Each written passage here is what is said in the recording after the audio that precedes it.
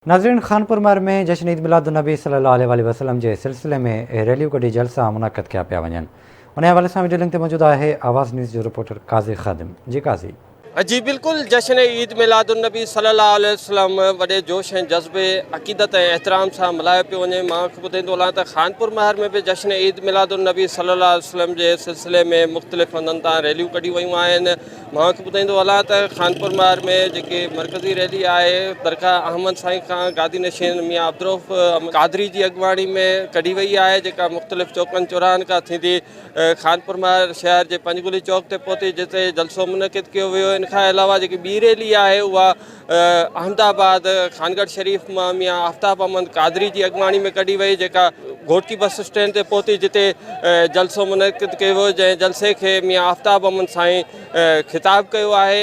आशिक़ाने रसूल पारां हर तरफ़ जेको आहे सो मरहबा मरहबा या रसूल अल्लाह जा नारा गूंजी रहिया आहिनि। जो बाब बरकत ॾियारो 12 रबीउल अव्वल में अल्लाह ताला पंहिंजे हबीब करीम सल्लल्लाहु अलैहि वसल्लम जी विलादत बासादत कई। रब करीम असांखे मदीने वारो साईं इन ॾियारे ते अता फरमायो।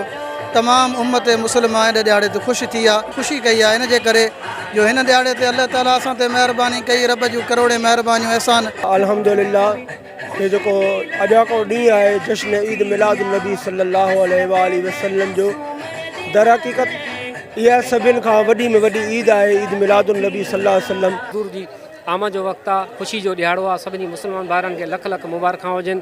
हीउ ॾियारो सभिनी ईदनि खां असांखे हीउ ॾियारो सभिनी ईदनि खां वधीक असांजी ईद हिन ॾींहं ते आहे। जश्न ईद मिलादुन्नबी सल्लल्लाहु अलैहि वसल्लम के सिलसिले में इन्हनि आशिक़ाने रसूल जूं ॻाल्हियूं ॿुधियूं। मां ॿुधाईंदो हलां त रैलियुनि जी निगरानी लाइ सिक्योरिटी जा इंतज़ाम इंतहाई सख़्तु कया विया आहिनि। पुलिस सां गॾु रेंजर्स जा जवान पिणु मुक़ररु कया विया आहिनि। अॼु जश्न ईद मिलादुन्नबी सल्लल्लाहु अलैहि वसल्लम जे सिलसिले में खानपुर महर ऐं भरपासे जे इलाइक़नि में हर तरफ़ मरहबा मरहबा या मुस्तफ़ा जा नारा गूंजी रहिया आहिनि। जी।